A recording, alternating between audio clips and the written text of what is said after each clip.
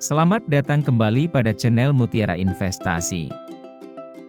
Semoga semua sobat investor dalam keadaan baik dan sehat-sehat selalu. Pada video ini, kita akan membahas saham Gojek Tokopedia Tbk dengan kode saham GoTo. Untuk kamu yang baru ketemu channel ini, silahkan di-subscribe dan nyalakan tombol loncengnya dulu untuk mendukung channel ini terus berkembang dan membantu investasi dan analisa sahammu. Analisa yang Mimin gunakan adalah analisa fundamental yang secara spesifik berfokus pada pertumbuhan profit, data transaksi, analisa histori pergerakan harga dan analisa kepemilikan lembar saham yang beredar di masyarakat. Sekilas tentang PT GoTo Gojek Tokopedia Tbk, GoTo adalah perusahaan induk yang bergerak di bidang layanan digital.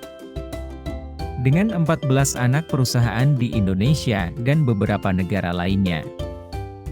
Perusahaan menyediakan layanan transportasi on-demand, Gojek, e-commerce, Tokopedia, dan layanan keuangan, GoTo Financial.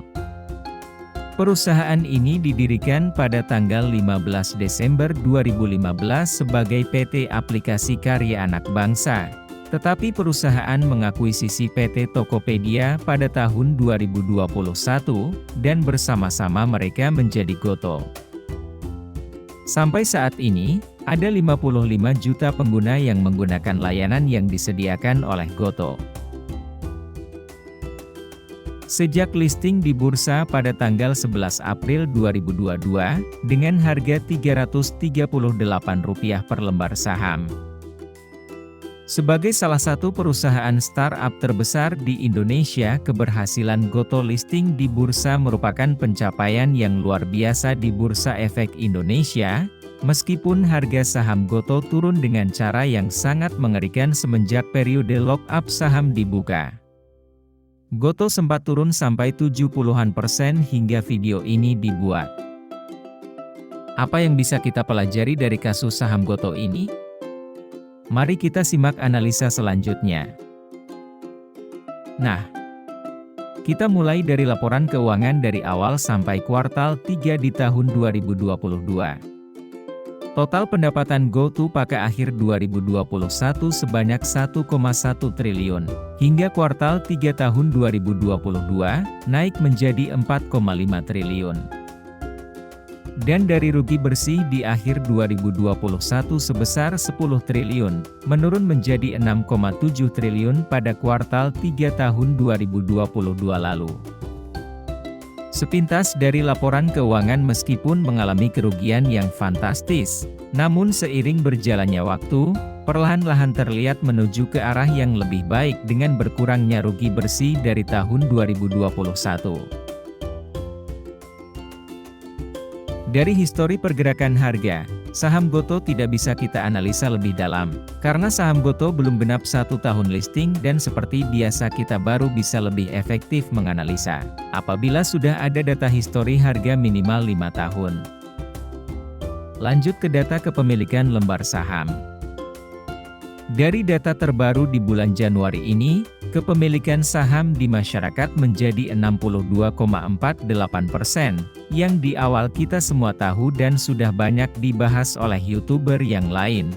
Porsi masyarakat saat listing awalnya hanya 4% saja. Meskipun kepemilikan masyarakat meningkat secara drastis, para pendiri dan tokoh-tokoh penting Gojek dan Tokopedia seperti Bapak William Tanuwijaya CS, masih memiliki kepemilikan saham, meski dengan persentase yang sangat kecil, namun mereka masih tercatat sebagai pengendali perusahaan. Selanjutnya, dari awal 4,3% saham GoTo yang bisa diperdagangkan, saat akhir Desember menjadi 95,3% saham yang sudah bisa diperdagangkan atau bisa disebut saham scriptless.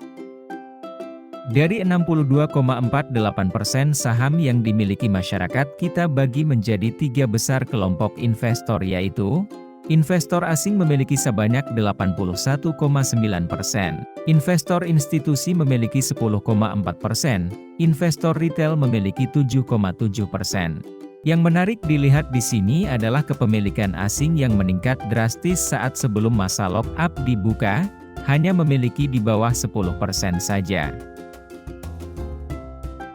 Dari indikator pergerakan investor besar di saham GoTo sampai video ini dibuat, semua menunjukkan tren penurunan.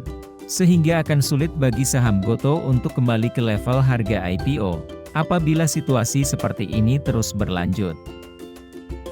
Dari data transaksi, investor asing terlihat belum melakukan pembelian secara konsisten, bahkan sempat melakukan penjualan yang besar pada tanggal 17 Januari 2023, di mana saat itu justru harga saham GoTo naik cukup kencang dari level 107 ke harga penutupan 114.